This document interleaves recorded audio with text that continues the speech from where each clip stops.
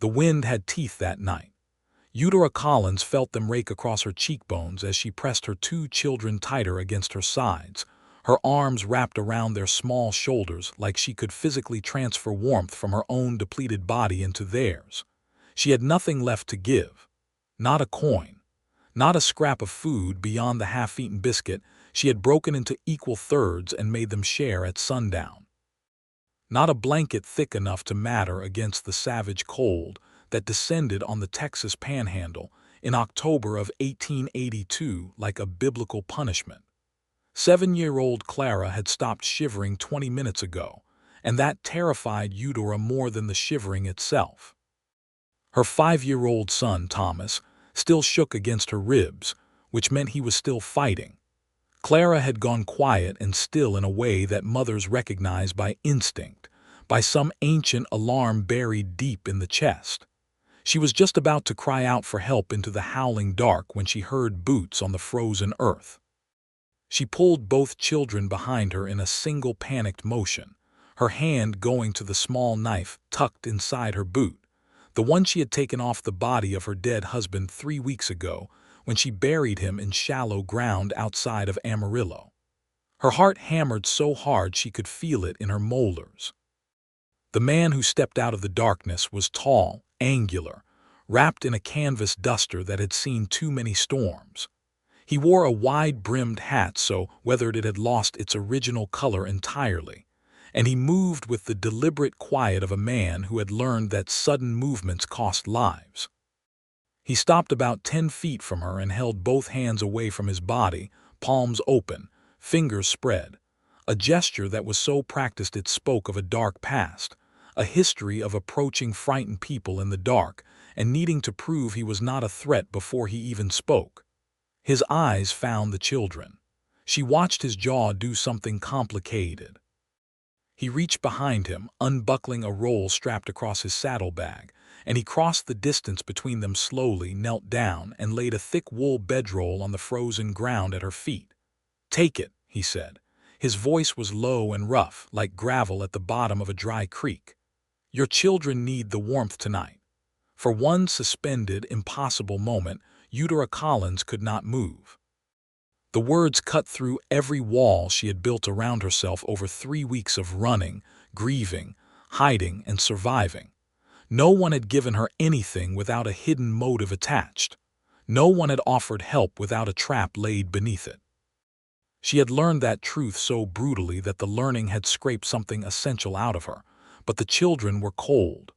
Clara made a small sound against her back, a thin, reedy sound that decided everything.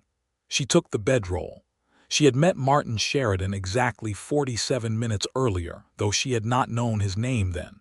She had barely looked at his face. She had only seen danger.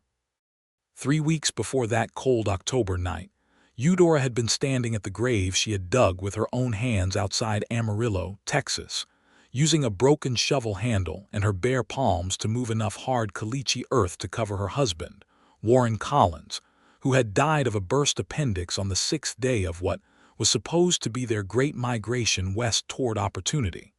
Warren had promised her California. He had read pamphlets. He had spoken at the dinner table in Missouri about orange groves and mild weather and land so fertile. A man only had to breathe on it for things to grow. Warren Collins had been a dreamer and a loving father and a deeply impractical man, and Eudora had loved him for all 3 of those qualities in varying proportions depending on the day.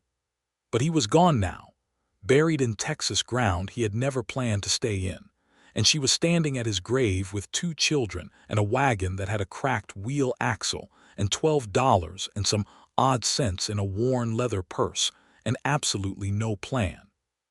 She had been 28 years old and a widow for less than a day when the first man came to the side of her wagon with an offer. He ran a saloon in Amarillo, and he was very specific about what kind of work he was offering. She had sent him away with the kind of look that Warren had always called her courthouse expression, the one that suggested she was 17 seconds from testifying against you.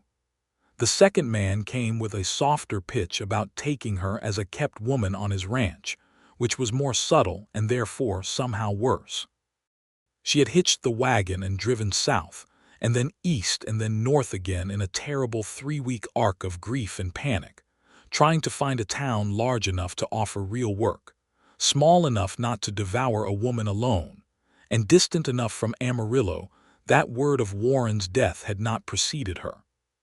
She found towns that were too rough, towns that were too closed, towns where the faces of the men watching her wagon roll down the main street told her everything she needed to know about what would be required of a woman without a husband. She found Caldwell Creek on a Tuesday. It was a small settlement in the North Texas plains, not much more than a feed store, a general goods operation, a livery, 2 saloons, a small church that doubled as the schoolhouse, and a scattering of houses built with the particular optimism of people who had arrived somewhere and decided to believe it would grow. There was a hand-lettered sign outside the general goods store that said "Help Wanted," and Eudora had pulled her wagon to a stop and stared at that sign for a full minute before she climbed down. The store was owned by a woman named Gertrude Hollies, which had been the first good sign. Gertrude was 60 and built like a fence post and had absolutely no patience for nonsense, which had been the second good sign. She had hired Eudora on the spot to work the counter and keep the accounts because, as Gertrude explained with cheerful bluntness, the last 2 men she had hired had both found innovative ways to steal from her, and she had decided that the next person touching her money was going to be a woman who understood what it cost to acquire it honestly. Eudora had worked at Holly's General Goods for 12 days before the situation with Randall Voss began to deteriorate into something she could not manage.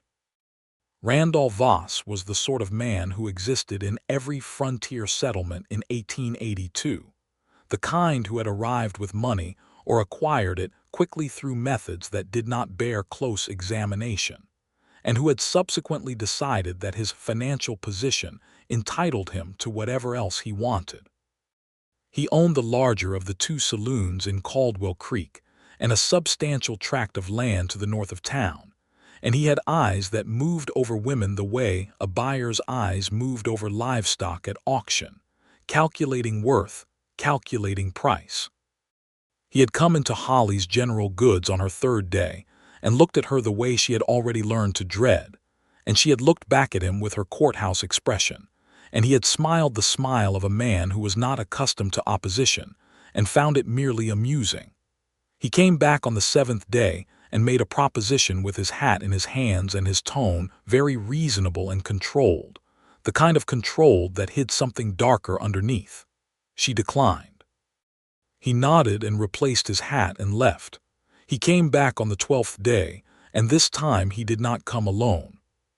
He brought 2 of the men who worked for him, both larger than Randall himself, and he stood at the counter and made it very clear in the most polite and pleasant language imaginable that he was not a man accustomed to being told no, and that Caldwell Creek was his town in every way that mattered, and that a widow woman with 2 small children and no male family had very few options when the most powerful man in that town decided he wanted something.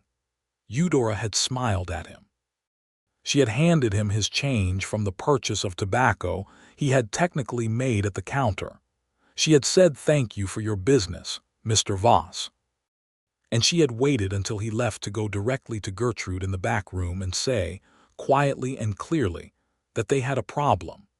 Gertrude had listened with her arms crossed and her jaw set, and then she had said, with the same cheerful bluntness that Eudora had come to rely on, "That man is going to be the death of this town, or the town is going to have to get rid of him first, and I have been watching that calculation tipping for 2 years." That night, Voss's men had come back after closing and broken the front window of the store. Gertrude had swept up the glass the next morning with a broom and a face like stone and said nothing, but her hands had shaken, and Eudora had seen it. Gertrude Hollies was 60 years old, and she had survived alone in this territory for a decade, and Randall Voss had found the thing that frightened her. Eudora had made a decision that night. She was not going to bring her trouble down harder on this woman who had given her a chance. She packed the children's things and her own into her wagon in the blue hour before dawn, tucked a note under the cash box for Gertrude along with half the wages she had earned so far, because the broken window was partially her fault, and she drove out of Caldwell Creek in the gray pre-dawn dark.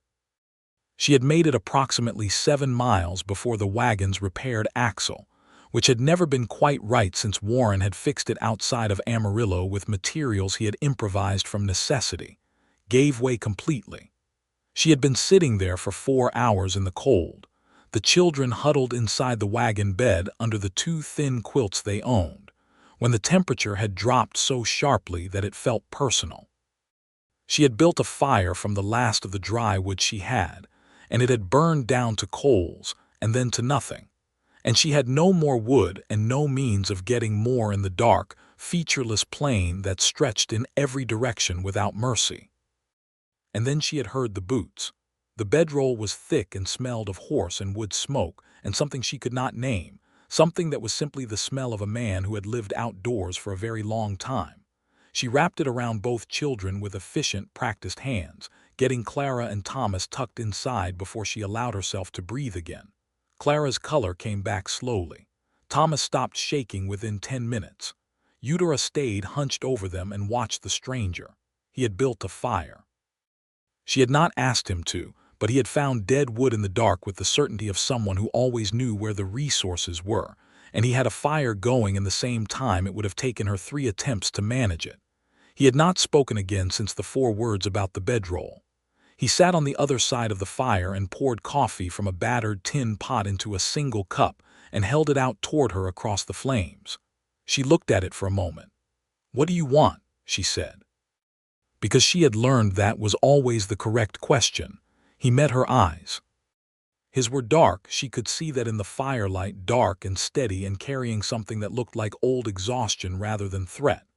"To drink my coffee in peace," he said. "But there's enough for 2. She took the cup. The coffee was terrible and hot and exactly what she needed, and she held it in both hands and felt some rigid, desperate thing in her chest begin to release its grip by fractions. "Your axle," he said, nodding toward the wagon. "I saw it when I rode up. Not a break, just the pin sheared. I have a spare in my kit." She stared at him. "Why do you have a spare wagon pin in your kit?" Something that might have been a shadow of a smile crossed his face. It was a private expression, there and gone. "Because I've been pulling travelers out of this kind of trouble for 8 years and I've learned what to carry." 8 years, she said. "Doing what exactly?" He looked at her steadily. "Whatever needs doing," he said, and there was something about the way he said it that was neither an evasion nor a full answer. His name was Martin Sheridan. She learned it the next morning when he told her, as they worked side by side to replace the sheared pin on the wagon axle in the early gray light. He was 33 years old. He had been born in Ohio, raised in Missouri, and had been moving west and south and in irregular circles ever since he was 19, and left a situation he described only as one that did not leave me the option of staying. He said those words in a careful, neutral tone that told her the dark past attached to them was real and significant, and that he had made a private decision not to share it until he had earned the right. She appreciated the honesty of the restraint. She did not push. She told him in return, Eudora Collins, formerly of Hannibal, Missouri, widow of 3 weeks, mother of 2, en route to nowhere in particular, because everywhere she had been so far had turned out to be untenable. He listened to this with the focused attention of a man who was not performing interest but genuinely having it. He asked questions that were specific and practical. What skills did she have? What were the children's ages? How much money remained? Had she made any formal claim on property anywhere? The questions were not the questions of a man assessing an opportunity. They were the questions of a man solving a problem. "There's a town called Rosario about 20 miles east," he said when she had answered all of them. "New enough that it hasn't calcified yet. They're building a school and they need someone who can teach, and from everything you've told me you qualify twice over. The man who owns the general goods there is an honest one. I've done business with him. And you know all the towns in this region well enough to recommend them. I know most of them well enough to know which ones to avoid, he said. Rosario is one I'd recommend. You seem to have an unusual depth of knowledge about the territory. He tightened the last bolt on the axle pin, then stood and looked at her with those dark, steady eyes. I carry mail and goods and occasionally messages for people between settlements.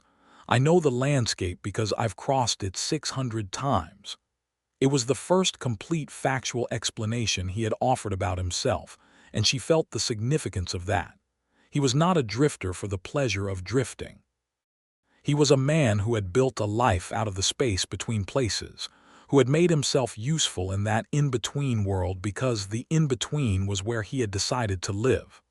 Why there? She asked, not specifying what she meant, but he understood. He looked away toward the flat horizon for a moment.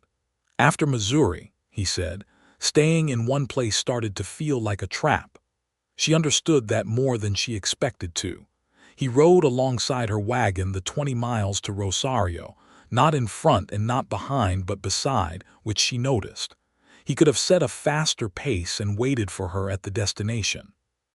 Instead, he kept his horse at the wagon's speed, and he talked during parts of the journey in a way that was clearly unusual for him, because he did it with the slight awkwardness of someone relearning a skill. He told her about the landscape they were crossing, the way the caliche flats gave way to better soil 10 miles east, the way the creeks ran in wet years versus dry ones, the way the hawks in this region hunted in pairs, which was unusual, and had interested him for 3 years until he figured out that they were mated pairs and had been hunting together so long they had developed coordinated techniques. Thomas, who had inherited his father's insatiable curiosity about living things, climbed to the front of the wagon and listened to this, with his entire small body angled toward Martin Sheridan as though receiving a transmission. Clara watched Martin from behind Eudora's shoulder with the calculating gravity of a 7-year-old who had seen enough to take her time forming opinions. When Martin rode slightly ahead to check the track, Clara pulled at Eudora's sleeve and whispered, "I think he's all right, Mama." Eudora had whispered back, "I'm still deciding," which was honest.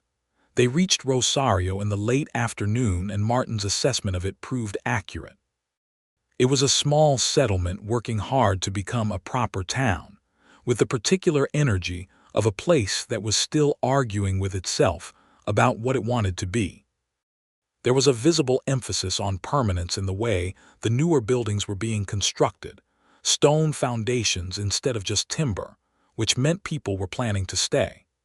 The man who ran the general goods, a compact and energetic man named Felix Darnell, did indeed know Martin Sheridan, and the way he greeted him told Eudora more about Martin's character than a week of conversation might have. There was genuine warmth and also respect that was not deferential but equal, the respect of one practical man for another. Felix Darnell shook Martin's hand and then turned to Eudora and the children with a complete absence of the assessment she had braced herself for. He said the school committee had indeed been looking for a teacher since June. He said the pay was $30 a month and came with a small house that sat attached to the schoolhouse. He said the town council ran it and Randolph Voss had no jurisdiction here because this was Reeves County and Voss's operation was in Gray County, which might as well be another country. Eudora felt something loosen in her chest that had been coiled there for 3 weeks. She said yes before Felix had finished his sentence. Martin helped her move what little she had into the small house that evening.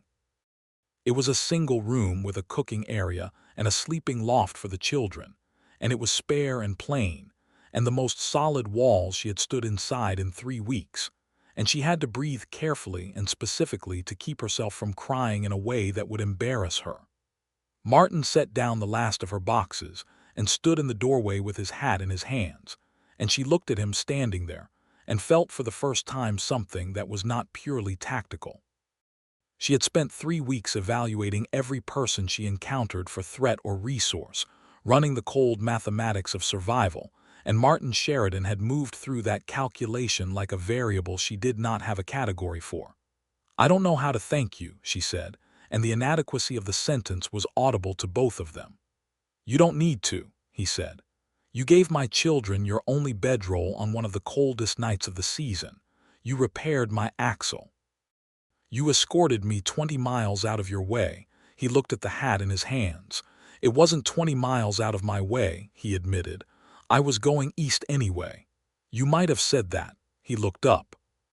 That shadow of a smile again, and this time it lasted a fraction longer. "I didn't want you to think it was easy." She laughed, and it surprised her completely, coming up from somewhere that had been locked since before she put Warren in the ground. It was a short laugh, but it was real, and she saw it land on him like a small, unexpected thing, watched his expression shift into something that was softer than anything she had seen on his face yet. "Where do you stay when you're in Rosario?" She asked because she found she wanted to know. "There's a boarding house on the far side of the feed store," he said. "Mrs. Alcott. She keeps a clean room and doesn't ask a lot of questions." "And how often does your route bring you through Rosario?" He settled his hat back on his head with the unhurried deliberateness of a man considering how honest to be. "Depends on the contracts," he said. "Usually every 2 to 3 weeks." She nodded. He nodded. He stepped back through the doorway and she watched him walk toward the livery in the lengthening dusk, and she did not understand yet what she was feeling because she had not felt it in long enough that it took a moment to identify. She wanted him to stay. She did not act on this because she was a practical woman and she had children and a new job and walls that were all the things she needed to be. But the feeling was there, lodged in her chest like a splinter, and it did not go anywhere. Over the next 6 weeks, Rosario happened to Eudora Collins in the best possible way. The school opened with 11 children enrolled and grew to 14 by the end of the first month. She was a natural teacher, not in the performed, patient way that some people were, but in the more fundamental sense. She was genuinely interested in the process of other people understanding things, and children responded to that interest the way plants responded to actual rather than simulated sunlight. Clara and Thomas settled into the school and the life around it with the resilience of children who had not been asked to carry adult fear for long enough to break them. Thomas made friends immediately because he was constitutionally incapable of not talking to people. Clara was more deliberate, but when she decided to offer someone her confidence, she did so with such a completeness that the recipient understood they had been given something real. Eudora got to know Rosario. She got to know Felix Darnell and his wife, Louise, who had opinions about everything and made the best pie in the county, and was the kind of person whose friendship, once offered, was total and unconditional. She got to know the town council, 3 of whom were decent men working in good faith to build something lasting, and one of whom, a man named Clyde Marsh, was the kind of person who mistook institutional power for personal virtue. She navigated Clyde Marsh the way she navigated most obstacles, with the courthouse expression and extreme strategic patience. Martin Sheridan came through on a Tuesday evening 3 weeks after he had left her at the door of the schoolhouse house. She was sitting on the small porch in the last of the evening light, working through the children's writing assignments with a red pencil, when she heard the horse and looked up and felt the splinter in her chest move. He swung down at the livery across the way and took his time getting settled, and she watched him from the porch in the amber light and thought, with a clarity that surprised her, that he was the best-looking man she had seen in a very long time, and that she had not let herself know that until this exact moment because the first time she had seen him, she had been so cold and so frightened and so desperate that the part of her brain that processed such things had been entirely offline. He came across the road about 20 minutes later. He stopped at the foot of her porch steps and looked up at her. "How is it?" he said, meaning Rosario, meaning all of it. "Better than I expected," she said, meaning the same things. "Come up. I was just making coffee." It was a natural thing to say, and they both understood it as an invitation into something beyond the logistical, though neither of them named it. He sat on the other chair on the porch, and she brought out 2 cups of coffee, and they sat in the cooling dark and talked. They talked for 2 hours. Genuinely talked, not conversational maneuvering, and not the careful information exchange of strangers assessing each other, but the particular kind of talking that happens when two intelligent people discover that the other one has been thinking about the same things. They talked about the territory and what was happening to it as the decade moved forward and the railroads pushed in, and the open range got fenced, and the old economies collapsed, and new ones formed. They talked about education, which Eudora cared deeply about, and Martin had more opinions on than she had expected. They talked about Missouri and the specific texture of a life there in the late 1860s and early 1870s, two people who had both come from the same broad geography and left it for different reasons. He did not tell her what had forced him out of Missouri that night. She did not ask. But she told him about Warren, not just the death but the life, the dreaminess and the love and the impracticality, and Martin listened in the same way he did everything, completely and without performing sympathy, which was worth more to her than performance. "He sounds like a man who loved his family," Martin said. "He did," she said. "He loved us well and provided for us badly, and I have spent a lot of time since he died trying to figure out which one was more important." Martin was quiet for a moment.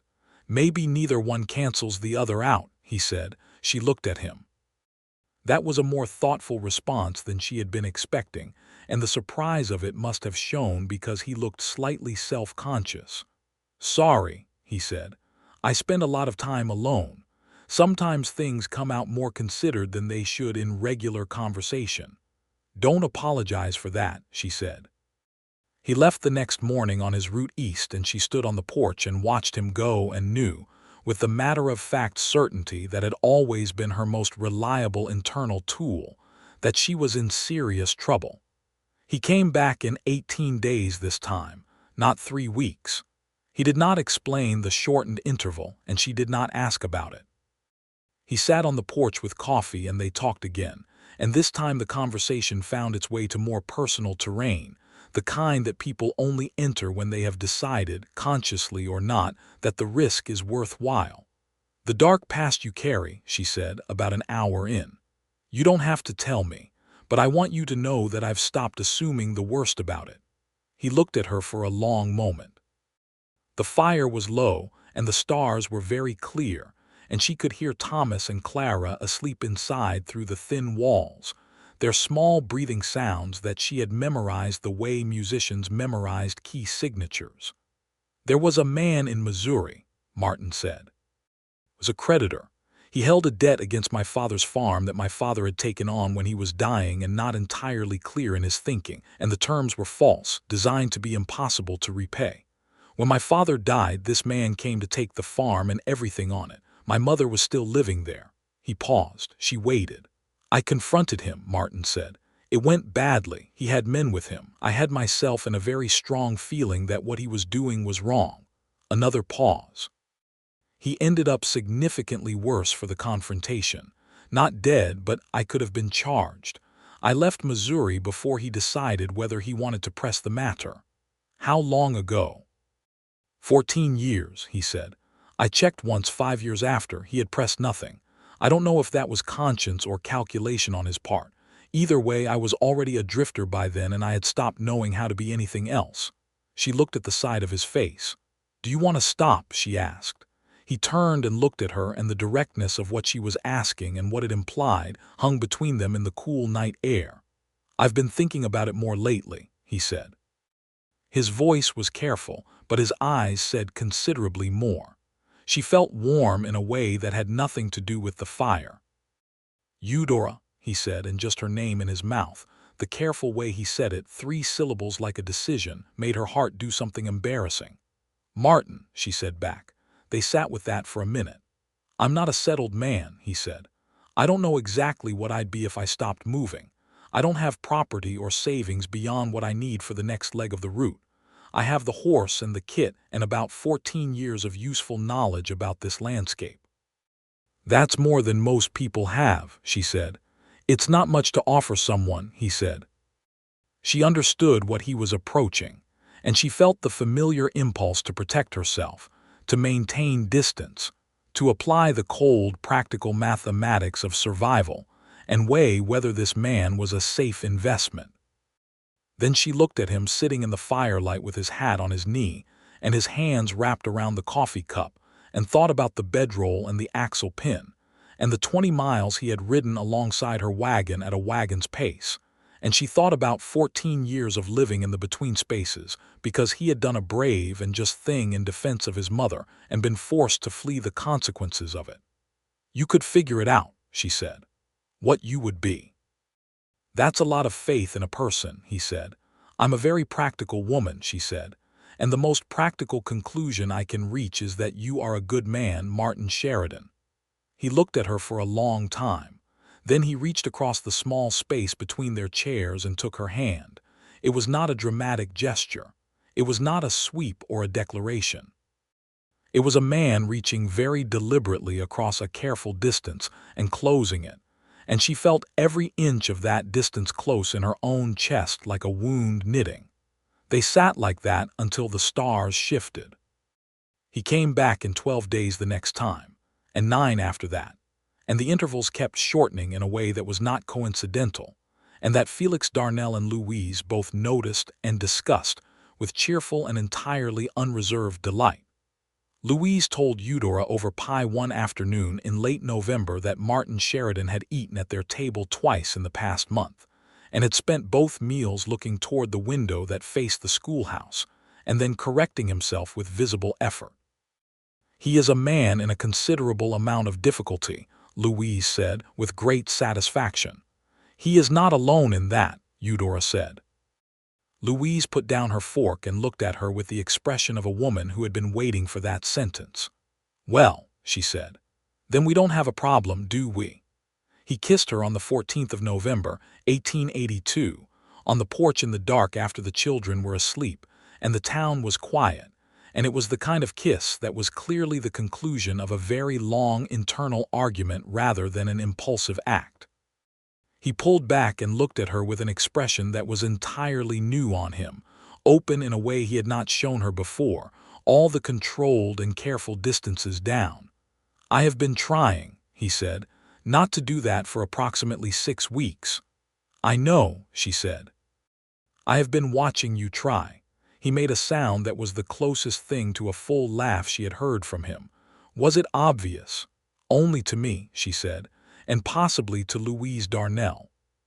He kissed her again, and this time there was no pulling back quickly, and the night was cold and clear, and the stars burned overhead with the particular extravagance of a Texas sky in November, and Eudora Collins thought, in the small clear space between feeling and thought, that she had not known a person could be this warm from the inside out.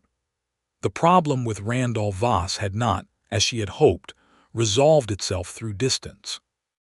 She learned this on the 22nd of November when a rider came into Rosario with a message from Gertrude Hollies in Caldwell Creek.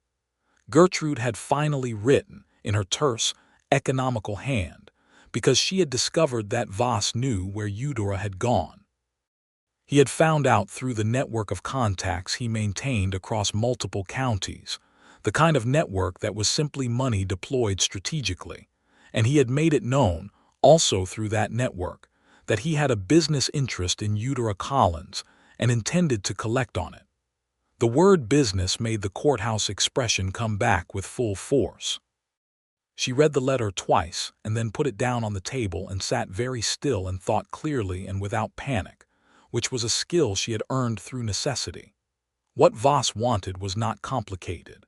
He wanted control of her, and he framed it in terms that carried the language of legitimacy. She was a widow with no male protector, and he considered himself the obvious solution to that vulnerability. And in his mind, he was doing her a favor by pursuing the matter even after her departure. He was the kind of man who was made more determined by resistance, because he had never genuinely understood that a woman's no was a complete and final sentence rather than an opening position in a negotiation. She told Martin that evening.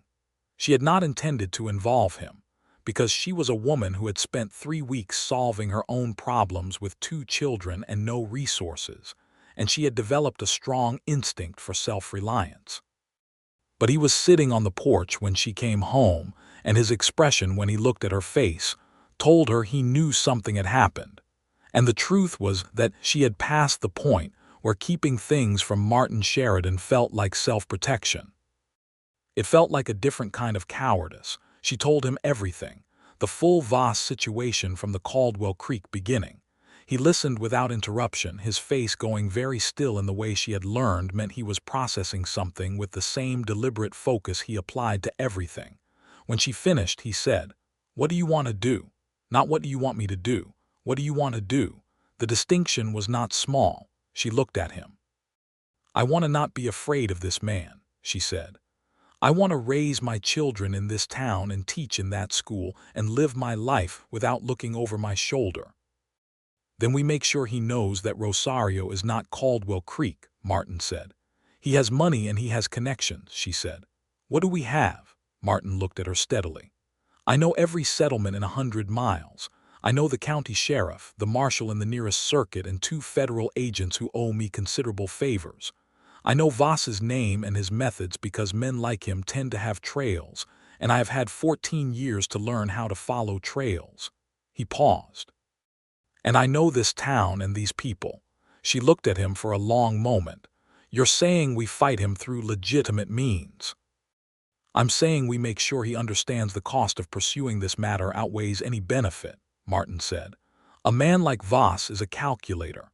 If the calculation stops working in his favor, he'll find a different investment." He was right. She knew he was right because she had arrived at the same conclusion through the same logic, but hearing it from him felt like the difference between standing in the cold alone and standing in it with someone beside you. The cold was the same. The experience of it was not. Martin spent the next week riding his route and doing something additional with it. When he came back to Rosario, he had spoken with the county sheriff, a man named Harold Ames who had a long file on Voss's operations and had been building a case against him for irregularities in land acquisitions for the better part of a year. Martin had given Ames 3 additional pieces of information he had gathered along his route from people who had had dealings with Voss and had never had anyone ask them the right questions before. Sheriff Ames had thanked him in terms that suggested the file was now considerably more actionable. Voss sent a man to Rosario on the 1st of December. He was a well-dressed man with the smooth manners of someone paid to deliver unpleasant messages palatably, and he arrived at the schoolhouse during the school day and asked to speak with Mrs. Collins. Martin happened to be in Rosario that day. He happened to be standing at the foot of the schoolhouse steps when the well-dressed man came out. The conversation they had was quiet, and Martin's voice did not rise above a conversational level at any point. The well-dressed man listened, and his smooth manner went through several stages. When he rode out of Rosario, his horse was moving faster than it had when he arrived. "What did you say to him?" Eudora asked that evening. Martin's expression was deliberate and precise. "I told him that his employer's business activities had come to the attention of Sheriff Harold Ames of Reeves County in connection with a federal land fraud investigation, and that any further interference with the residents of Rosario would be noted in that investigation as evidence of coercive conduct." He paused. "I also told him that I personally intended to testify to everything I knew about Voss's operations across Gray County, Collingsworth County, and Wheeler County if he came within 20 miles of this town." She stared at him. "You gathered information on his operations across 3 counties. "In a week, yes," Martin said. "I cover a lot of ground." She crossed the distance between them and put her hands on either side of his face and kissed him with an enthusiasm that surprised them both. He caught her and held her there, and she felt his chest against hers and thought that this man was extraordinary and that she was not going to be the kind of person who knew that and did nothing about it. Voss did not send anyone else to Rosario. 2 months later, Sheriff Ames indicted him on 4 counts of fraudulent land acquisition and 2 counts of coercion. He did not go quietly, but he went, and Caldwell Creek underwent a significant reorganization of power in the months that followed.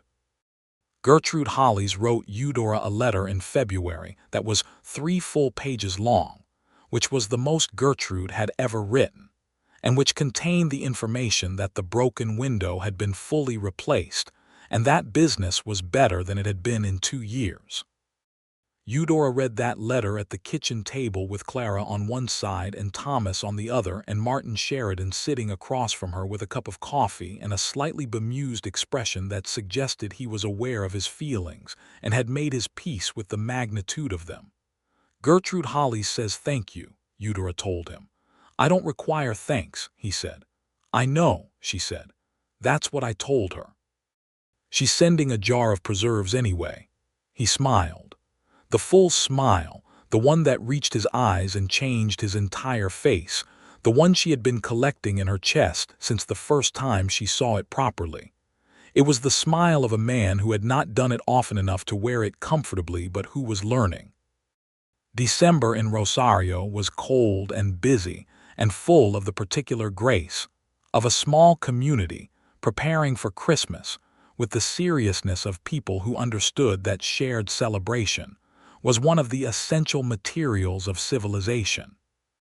Eudora organized the school Christmas program, which involved 14 children, 3 paper shepherd costumes, 1 very reluctant stable, and Thomas Collins delivering the line about the wise men with such theatrical conviction that the audience laughed, which was not the intended effect but was the better one. Martin was in the audience. He sat between Felix Darnell and Louise, who had been engineering this seating arrangement since October with the calm efficiency of a woman who ran large dinner parties, and understood that proximity was one of the primary engines of progress. He watched Thomas deliver the wise men line and he laughed too, and the sound of it in the small crowded room did something to Eudora's composure that she managed only by looking at the floor for 3 seconds and then looking back. She had known, since November, that she was in love with him. She had not told him this because she was a methodical person who understood that feelings required the right conditions to be said safely, and she was waiting for the conditions. But she was aware of it in every room he was in, the particular awareness that lives in the nerves rather than the brain, that registers the location of a specific person with an accuracy that is slightly embarrassing in its precision. He asked her on the 23rd of December if he could speak with her seriously. They sat across from each other at the kitchen table with the fire going and the children asleep in the loft and the wind walking around the outside of the house, and he placed his hands flat on the table in front of him and looked at her with the focused directness that she had come to understand was simply him when he had decided to say something that mattered. "I've been riding this territory for 14 years, he said. "I know how to be moving, and I know how to be useful while moving, and I know how to be alone. What I am realizing is that I do not know how to be in one place and be useful, and I want to learn." She kept her eyes on him. "I have been thinking about what work I could do that would keep me here," he said. "Felix Darnell has offered me a position running goods delivery and purchasing on a regional circuit, which would mean 2 days away at most and the rest of the time here. The county sheriff has asked if I would consider a deputy position, which I have also been thinking about." He paused. "The question I need to answer before I can answer either of those questions is whether you want me to stay." The directness of it was pure Martin Sheridan. No decoration, no maneuvering, just the question that needed to be asked. She looked at him across the table in the firelight and thought of every version of herself she had been over the past 4 months, the terrified widow with a cracked axle and 2 cold children, the woman learning to rebuild on new ground, the woman standing on a porch in November watching a man try not to kiss her. "I love you," she said. "I have loved you since approximately the 3rd conversation we had on this porch, and I have been waiting for the right moment to tell you that, and I think that moment might be now." The expression on his face was something she would keep for the rest of her life. It was not surprise, exactly. It was the expression of a man who has been hoping for something with such careful restraint that the actual arrival of the thing required a moment of adjustment, like eyes adjusting from dark to light. He stood up and came around the table, and she stood too, and he held her face in his hands with a care that was almost reverent, and he said, very quietly, "I love you, Eudora. I have been in love with you since you stood over your broken wagon axle in the dark and looked at me like I might be the most recent threat, and the best way to handle me was absolute composure." She laughed against his chest. "You were a complete stranger. You were magnificent," he said. He asked her to marry him on Christmas morning, in front of Clara and Thomas, which was either extremely romantic or extremely clever depending on how you looked at it, because Thomas immediately said yes on his mother's behalf before Eudora had the opportunity to form words, which created a moment of such pure comedy that Martin laughed the full laugh again, both shoulders involved, and Eudora decided that hearing that laugh was one of the non-negotiable requirements of the rest of her life. She said yes, her own yes formally, after Thomas's enthusiastic preamble. Clara had watched the whole proceeding with her 7-year-old gravity, and then she crossed the room and put her hand in Martin's hand and looked up at him and said, "You have to be very kind to her, because she has been very brave and she deserves kindness." Martin looked down at Clara Collins with an expression that had something raw in it, and he knelt down to her level and said, entirely seriously, "I know that. I intend to be." And he held Clara's hand until she nodded once, with the finality of someone who had reached a verdict. They were married on the 15th of February, 1883, in the small church that also served as the schoolhouse on weekdays. Louise Darnell organized the reception with the focused enthusiasm of someone who had been waiting for exactly this occasion. And the result was 3 times larger than anyone had planned, and included the best meal most of the attendees could remember. Martin had taken the deputy position with Sheriff Harold Ames's office, which meant regional work covering Reeves County and parts of adjacent counties, using the 14 years of knowledge he had accumulated about the landscape and the people in it. He was, as it turned out, exceptionally good at the work, not because he was intimidating, though he was that, but because he was observant and fair, and he understood the territory from the inside. Harold Ames told him after the first month that he was the best deputy he'd had in 10 years, which Martin reported to Eudora with the slightly startled expression of a man still adjusting to being useful in a stationary sense. The transition from permanent motion to settled life was not perfectly smooth for Martin. There were nights when she would find him sitting outside in the cold dark looking at the empty road, not restless exactly, but processing something that living always in motion had not required him to process. The weight of being known in one place, the vulnerability of putting down roots in ground that could prove hostile.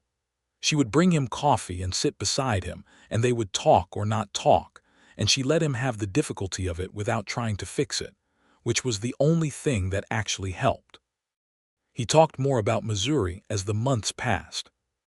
Not the forced departure, but the things before it, the farm and his father, a particular dog that had been his from age 6 to 14, the specific smell of morning in Ohio that he still associated with the feeling of being entirely safe.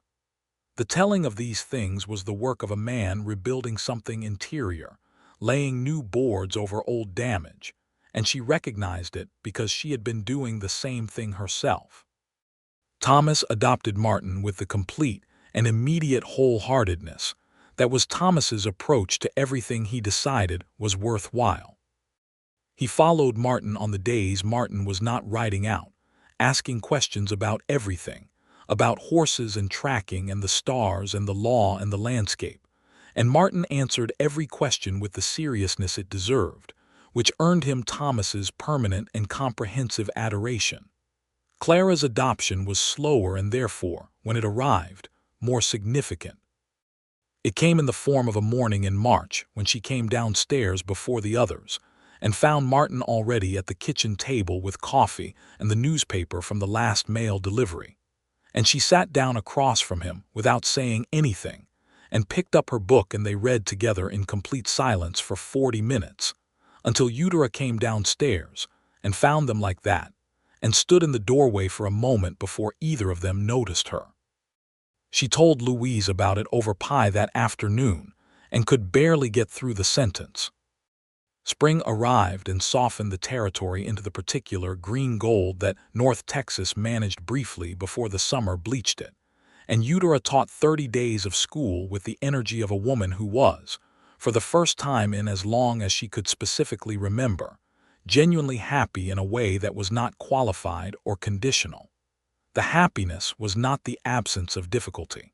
It was the presence of something underneath the difficulty that did not move. Martin rode his circuit, spent his nights at home, fixed things that needed fixing with the absorbed competence of a man who had been solving practical problems for 33 years and had a very large repertoire of solutions. He built a proper bookshelf for the schoolhouse from lumber he sourced 3 towns over, which was not strictly in his job description, but which the school had needed for 2 years and no one had gotten around to. And he did it on a Saturday morning while the school was empty, and Eudora came in to find it standing against the wall, precisely measured, every joint square smelling of fresh cut pine. She stood there looking at it for a long moment. "You built me a bookshelf," she said. "The books were on the floor," he said, as though this were a complete explanation, which in a way it was. She crossed the room and put her arms around him from behind and pressed her face between his shoulder blades and felt him still under her hands. "Martin Sheridan," she said, "you are the most unexpectedly lovely man." She felt him laugh, the full laugh, the both shoulders one. In June of 1883, she told him she was expecting a child. They were sitting on the porch in the evening warm, which had become the fixed ritual of their daily life, the porch and the coffee and the sky doing extraordinary things in the west. She said it quietly and directly, which was her way, and watched him. He was very still for a moment. Then he reached over and took her hand. His fingers were warm and certain, and he held her hand with both of his, and she looked at his face and saw something there that she did not have a word for, something between joy and reverence and a kind of disbelieving gratitude, the expression of a man who had spent 14 years not expecting anything good to be permanent and was adjusting, slowly and willingly, to being wrong about that. "Are you all right?" he said. His voice was rough at the edges. "I'm wonderful," she said. "Are you?" He looked at her for a long moment. "Yes," he said, "I am." He told Thomas and Clara the next evening. Thomas reacted as Thomas reacted to all significant news, with immediate practical questions, several of which demonstrated a level of anatomical curiosity that Eudora had to field carefully. Clara received the information with quiet consideration and then looked at Martin and said, "If it is a boy, he should be named for your father," and then went back to her book. Martin looked at Eudora. She raised her eyebrows. He cleared his throat. "My father's name was James," he said to Clara's back. "James Sheridan," Clara said without looking up. "That's a good name." Martin's father had been dead for 17 years. Eudora watched something move across Martin's face, something that was not sadness but was adjacent to it, and also to something much better. "Yes," he said, "it is." The summer of 1883 was hot and expansive and full of the particular texture of a life that was being built properly, with good materials and time and care. Eudora taught summer sessions for the children who needed them and organized the town's first proper library, which was a shelf in the church rather than a separate building, but which represented a principle she was prepared to defend vigorously. Martin covered his circuit and worked cases with Sheriff Ames, and came home in the evenings and they ate dinner together, all 4 of them, with the specific pleasantness of a family that had arrived at its shape through difficulty, and therefore did not take it for granted. The case that occupied most of Martin's professional attention that summer was a land fraud scheme operating in the eastern part of the county, a different operation from Voss's, but recognizably the same type, predatory and deliberate, targeting settlers who did not have the knowledge or the connections to fight back. Martin had been gathering evidence for 6 weeks when Sheriff Ames sent him east with 2 additional deputies to make the arrests. He was gone for 5 days.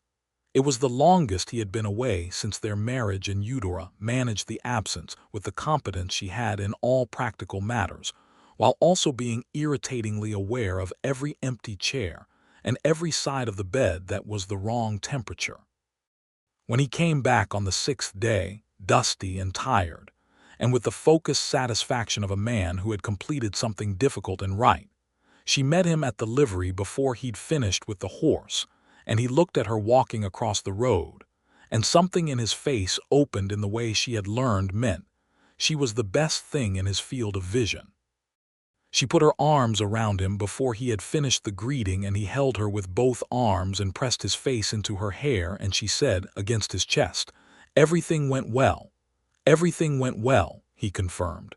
"Good," she said. "Don't be gone 5 days again." She felt him laugh. He was home, and the word home meant what it was supposed to mean. Not just a structure, but a person. A specific person whose presence in a room changed the temperature of the room. And she thought again, as she did regularly now and with increasing gratitude, of a cold October night on the Texas plain, and a man who had stepped out of the dark with his hands open and knelt down and offered her children his warmth. What an enormous distance she had traveled from that night. What an enormous distance they had both traveled in their very different ways toward the same place. On the 2nd of February, 1884, James Sheridan was born. The birth was handled by Louise Darnell, who had delivered more babies than the town doctor and was considerably more competent at it. And it was a reasonable labor, long but not dangerous, and it ended with a boy who arrived in the world with the absolute conviction of someone who had been looking forward to this and was ready. He had dark hair and his father's mouth and Eudora's eyes, and when Martin held him for the first time, sitting in the chair by the bed with this new person in his arms, he did not say anything for a very long time. When he did speak, he said, "Hello, James." And his voice had something in it that Eudora had to look away from for a moment, because some emotions were too large to witness straight on. Thomas was fascinated and immediately protective. Clara examined her new brother with careful attention and then announced that he had a strong grip, which she had tested by offering her finger, and that this was a good sign. Martin looked at Eudora over Clara's head with an expression that combined profound love and a kind of helpless delight at the specific person their elder daughter was. Rosario grew over the years that followed. The railroad came through in 1885, which brought 200 people in a single year and changed the town's character substantially. Not all of it for the better, but Eudora and Martin had enough invested and enough standing that they could advocate effectively for the things that needed protecting. The school grew into a proper 2-room schoolhouse. The library became an actual library, a dedicated building with a quarterly book order that Eudora maintained with the focused determination she brought to everything she cared about. Martin was elected town marshal in 1886, which surprised him and amused Eudora considerably, because his consistent response to institutional authority had always been to work around it rather than through it. And now he was the institution. He adapted with the same methodical competence he brought to everything, though he maintained a deep suspicion of his own authority that she thought was actually one of the things that made him good at the job. He was 37 years old when he was elected marshal, and she was 32. And the decade had treated them both in the way that active outdoor living treated people in the West, weathering them slightly while also making them more specifically themselves. Martin had laugh lines now, from the full laugh that had become a regular occurrence rather than a rare one.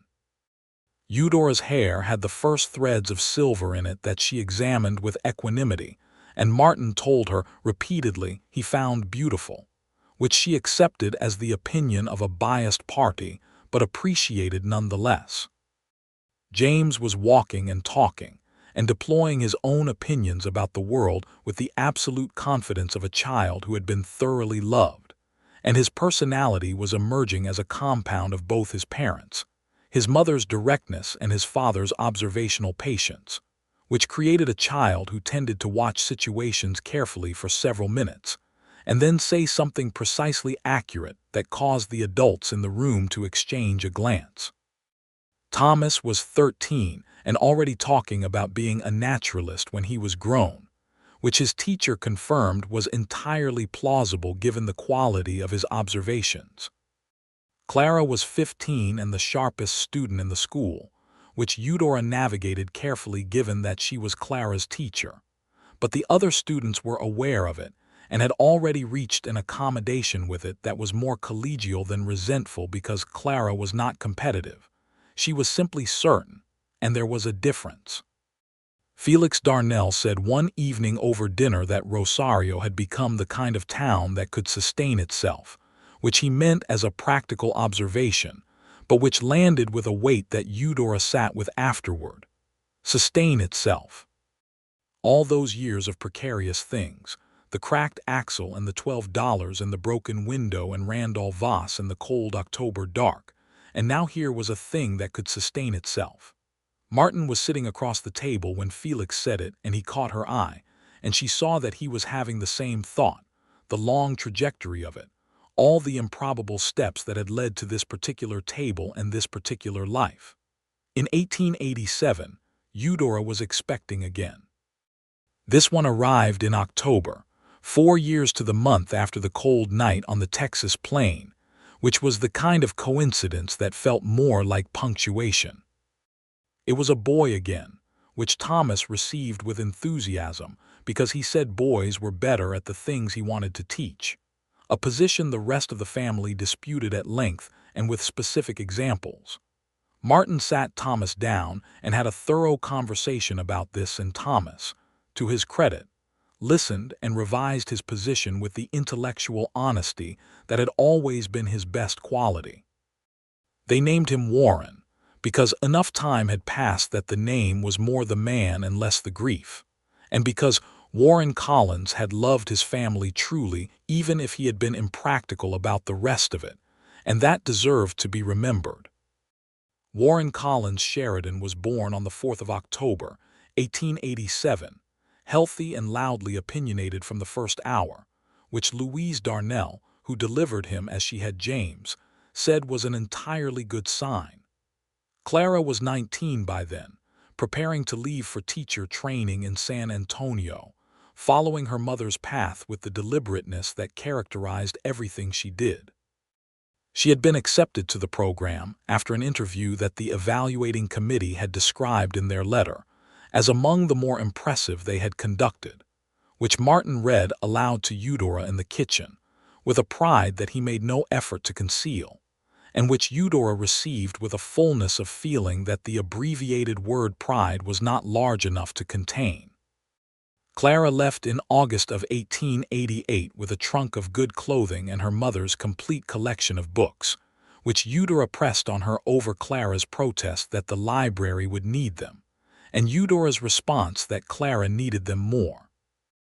Martin drove her to the station in the wagon and stood on the platform and held her hands and said, very seriously, "Write to us often," and she said, "I will," and he said, "We will come if you need us," and she said, "I know," and then she hugged him properly, the full embrace that she had worked up to over 5 years of decided attachment, and then she got on the train.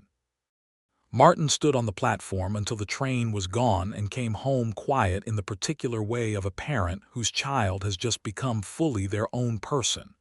"She is going to be extraordinary," Eudora said, sitting beside him on the porch that evening. "She already is," he said. They sat in the old way, the porch and the coffee and the sky, but different now, weighted differently. The children moved through stages, and the life they had built settling into its mature shape around them. James was 4 and asleep inside. Warren was 1 and also asleep, having been considerably more resistant to the idea of sleep than James had ever been, a fact which Thomas had pointed out was evidence against his earlier position on the relative tractability of boys, for which he received credit. Martin reached over in the dark and took her hand, the gesture that was as old as the good part of their life together, the deliberate closing of distance that had started on a porch in November of 1882 and had never since stopped being true. "Do you remember," he said, "telling me that I could figure out what I would be?" She smiled. "October of '82, the first week I was in Rosario. You said I could figure it out," he said. "You said it with that practical tone, like it was a straightforward thing. I believed it was." He was quiet for a moment, looking at the stars. "You were right," he said. "That's what I'm trying to say." "You were right, and I could not have figured it out without you." She squeezed his hand. "Martin, we figured it out together." "No," he said, and his voice was quiet and certain. "You figured it out first and you let me catch up. That's what happened. I want you to know I know that." She looked at the side of his face in the dark, the lines of it that she knew the way she knew all familiar and beloved things from long repeated attention.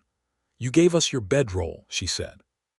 "On the coldest night of the year, before you knew us, before there was any reason to. You needed it," he said. "That's a simple thing." "It wasn't simple," she said. "It was the beginning of everything." He turned and looked at her, and in the dark she could see his eyes, and they held what they had always held, the steadiness and the old exhaustion and the thing that had grown on top of both of them over 6 years, the deep and settled love of a man who had not known how to stay anywhere until he found the reason to.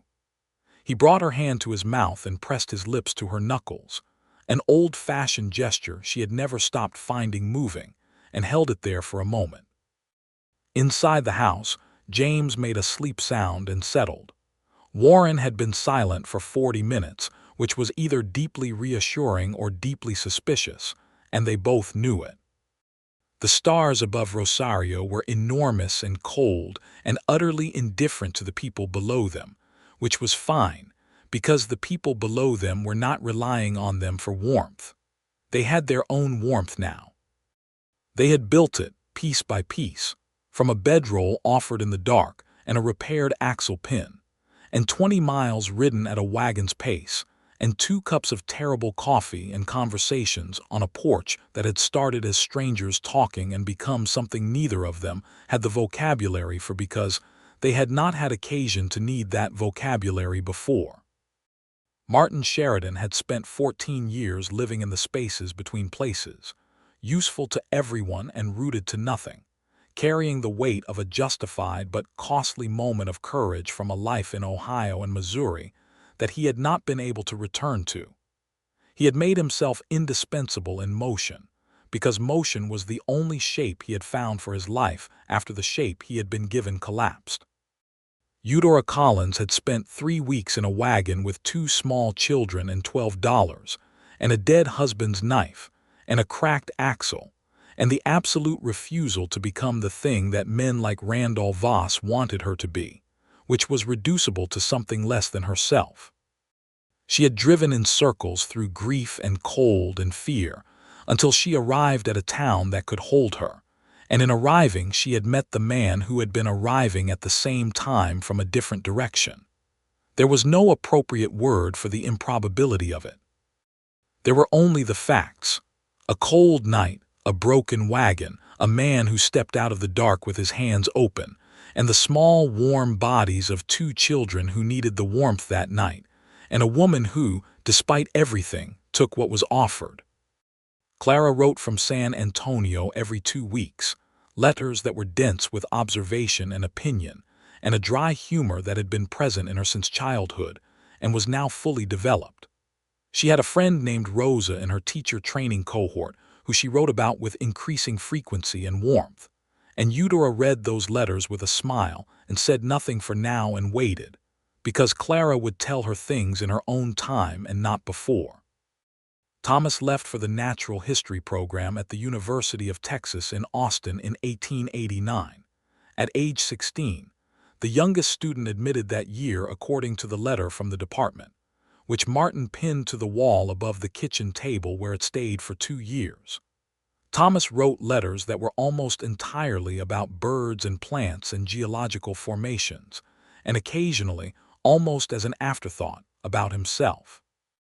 James was 5 and going to school, taught by his mother, which created a domestic dynamic of considerable complexity, given that James was Martin's son in all the ways that mattered and had therefore developed the tendency of very carefully observing a situation, and then telling you exactly what was happening in it, which was an excellent quality in an adult and a somewhat challenging one in a 5-year-old student. Eudora handled it with the equanimity of a woman who had been managing complicated personalities in educational settings for 6 years, which is to say, with great patience and frequent resort to the private laughter she shared with Martin in the evenings. Warren was growing into himself at 2 years old, which primarily meant determining the precise limits of everything around him through systematic testing. He had his father's dark eyes and his mother's absolute certainty, a combination which suggested he was going to be either a natural leader or an enormous amount of work, or most probably both. The Sheridan family occupied the schoolhouse house, which had been enlarged twice to accommodate the growing population of it, and the porch had been extended to wrap around 2 sides of the building, because Eudora and Martin spent enough time on it that making it larger was practical rather than indulgent. On warm evenings, the neighbors' children sometimes gathered there, drawn by the combination of available porch space and the general atmosphere of a place where people listened to each other, which was not universal in Rosario and was therefore valued. Gertrude Hollis came to visit in October of 1889, 7 years after Caldwell Creek. She was 67 and still sharp as a winter morning, and she sat on the extended porch and looked at the town and the house and the life Eudora had built in it, and she said, in her characteristic terse way, "Well, good." That was all, but from Gertrude it was an oration. She stayed a week and taught Thomas, who was home briefly between terms, 3 methods of preserving food he had not encountered before, and she played cards with James with the focused competitive seriousness she brought to all games, and she sat across the dinner table from Martin Sheridan and evaluated him with the complete directness of a woman who owed nothing to social convention and had stopped performing it sometime around 1865. On her last evening she told Eudora in the kitchen where no one else could hear, "That man loves you in the right way, straightforwardly, and because you're worth it. Hold on to that. The world has a shortage." Eudora had held Gertrude's hands and said, "I know." And Gertrude had patted her hands once and said, "I know you do." Martin had seen her off at the station the next morning and carried her bag without being asked, which Gertrude had acknowledged with a nod that was, by Gertrude's standards, effusive. The years in Rosario settled into the particular rhythm of a life that was full and purposeful and sometimes difficult and always worth the difficulty. Martin served as marshal through 1890 and then declined to run again, having determined that 8 years of institutional authority was exactly the right amount for his constitution, and he moved into a consulting role with the county that used his regional knowledge without the administrative weight.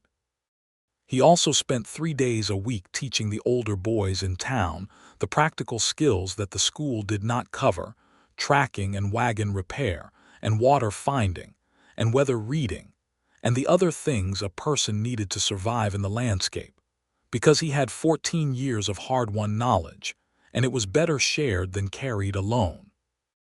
Eudora taught for 12 years total in Rosario's school before she stepped back to a part-time position, having helped train 2 younger teachers who were ready to carry the full load. She did not stop working. She maintained the library, which had grown into a collection she was genuinely proud of, and she began writing articles about frontier education for 3 different newspapers, making arguments about what women and children in rural territories deserved to have access to in terms of knowledge and learning, arguments she made with the precision and force of a person who had both lived the subject and thought about it carefully for a long time. The articles were read and responded to, and she developed a correspondence with educators in several states. And Martin watched this unfold with the expression he reserved for observing Eudora Collins doing things that were entirely characteristic of her, a compound of deep love and something that was adjacent to awe. Clara came back to Texas in 1891 with her teaching certification and with Rosa Fuentes, her friend from the San Antonio program, who was from a Mexican family that had lived in Texas for 3 generations, and who had the precise kind of sharp, warm intelligence that anyone who knew Clara would recognize as the kind of person Clara would choose to be closest to. She had taken a teaching position in San Antonio and Rosa had taken one nearby, and they had found rooms in a boarding house together. And when Clara wrote about their shared life, she wrote about it with a completeness and contentedness that told Eudora everything she needed to know about her daughter's happiness. They came to Rosario for Christmas of 1891, Clara and Rosa together, and Rosa sat at the Sheridan dinner table and engaged Martin in a discussion about the Texas land rights of Mexican families that was the most substantive conversation anyone had had at that table in months, and Martin came away from it visibly recalibrated on several points, which was one of the things Eudora had always loved about him. He could be genuinely changed by a good argument. Eudora told Clara on Christmas Eve, sitting together in the kitchen while the house was quiet, that she loved Rosa and was happy, and she meant every piece of that sentence. Clara received it with her eyes very bright and her mouth pressed together in the way that meant she was regulating something large, and then she hugged her mother and said, "I know, Mama, I know." James turned 8 in February of 1892 and declared himself interested in the law, which made Martin very quiet for a careful moment, and then very deliberately happy. And they had several serious conversations about what the law was for, and what it was not for, and when it worked, and when it failed, and what a person did in the difference.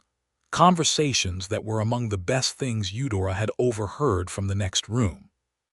Warren at 5 was still conducting his systematic investigation of the limits of everything, though his methods were becoming more sophisticated as he grew. He had inherited the worst of both his parents' determination and combined them into a force of nature in miniature who was beloved by virtually everyone in Rosario, because his intentions were always transparent and generally good. Thomas came home from Austin in the summer of 1892 with a field research position secured for the following year, and the news that he intended to write a book about the bird populations of the Texas Panhandle. And he spent 6 weeks in Rosario conducting research and having dinner with the family every evening and being recognized by the people who had known him since he was 5 years old and couldn't stop talking, as exactly what he had always been becoming. He sat on the porch on his last evening with Martin, just the two of them in the dark, and Eudora could hear their voices from inside without making out the words, low and unhurried, and she stood at the kitchen window and listened to the sound of them together, and felt the particular happiness of a woman who has watched the thing she most hoped for quietly become real. She went out and sat with them both, and they talked until late, and the stars were out in their full Texas abundance, and the night was warm and the town was quiet, and Martin reached over and took her hand in the dark, and she leaned against his arm and thought, "This is what the Bedroll made possible. All of it. The school and the library and the porch and the children and the letters and the dinners and the arguments about education and land rights and the laughing and the crying and the years of it. All of it traceable back to one cold October night and one man who had decided that 2 children he did not know needed warmth and that he was the person to provide it."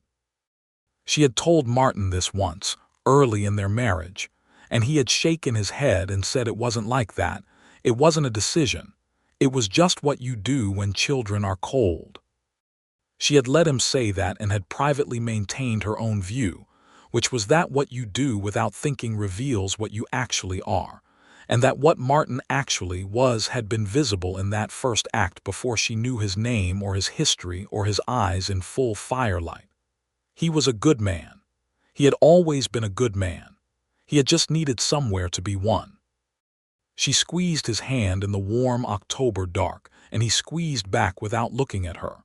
Because after 10 years they had developed the language of hands, the vocabulary of held and released and pressed and stroked, that said the things that already having been said did not need to be said again.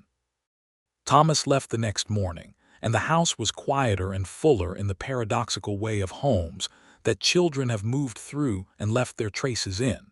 And Eudora stood at the kitchen window with her coffee and watched Martin in the yard teaching Warren to identify the direction of wind from the movement of grass, an old skill from 14 years of navigation, passed now to the next generation. Warren was watching the grass with his father's focused observation, small forehead creased with the effort of understanding something new, and then his face cleared, and he said something that made Martin's face open into the full laugh, both shoulders, the one that had been rare once and was rare no longer. She stood at the window and watched them and held her coffee and was grateful, specifically and completely, for every improbable thing that had led to this yard and this morning, and this man and these children and this life.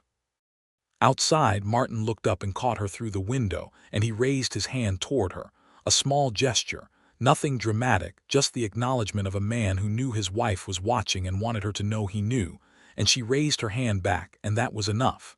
That was everything. The story of how it started was simple in the end, though the life that grew from it was not. A woman alone in the cold with 2 children and nothing left to give. A man who stepped out of the dark with his hands open. A bedroll laid on frozen ground without calculation or condition, just the plain human recognition of need and the will to meet it. "Take it," he had said.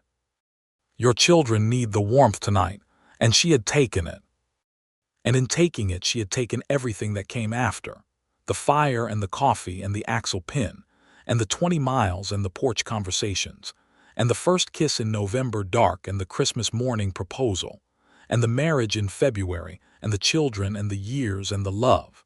The enormous, ordinary, daily, extraordinary love of 2 people who had each been moving through difficulty alone for too long and had arrived, at the same crossroads at the same moment, and decided that the next direction was together.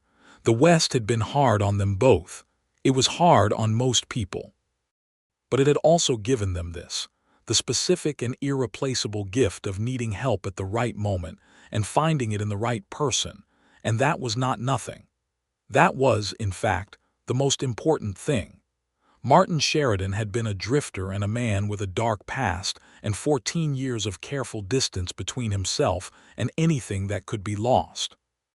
He had offered a stranger his bedroll on a cold night because it was the right thing to do, and he was the kind of man who did the right thing even when no one was watching, and that one act of uncalculated generosity had changed everything.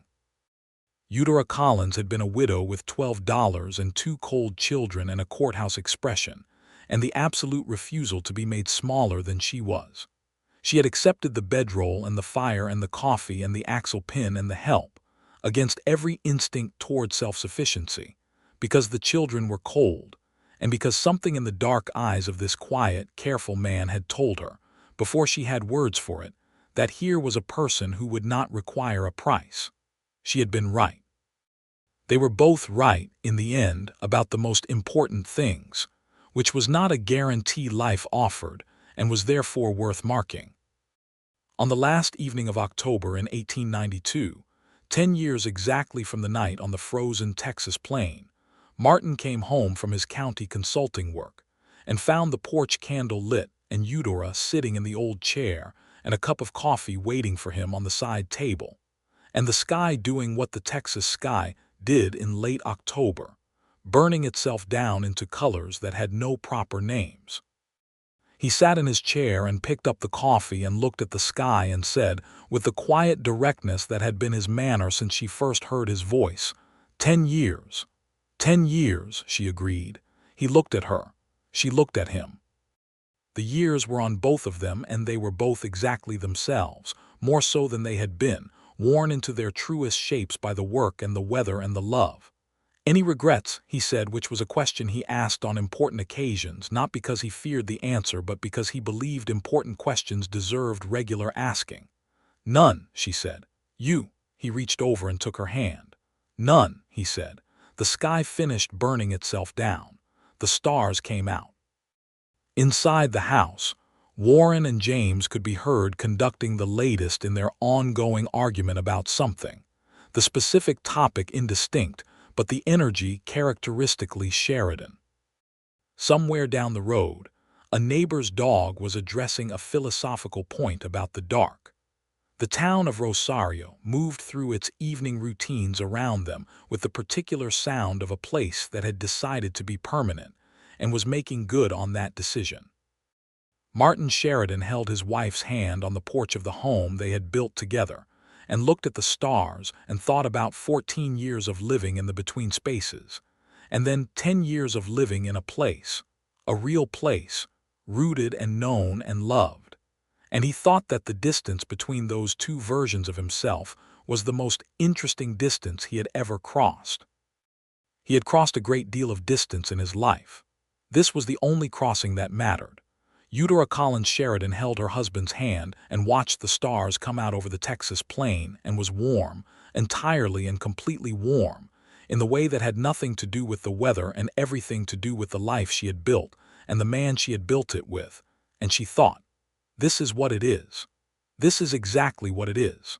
The warmth that comes from choosing the right person and being chosen in return. The warmth that begins with a bedroll offered in the dark. The warmth that lasts a lifetime and longer.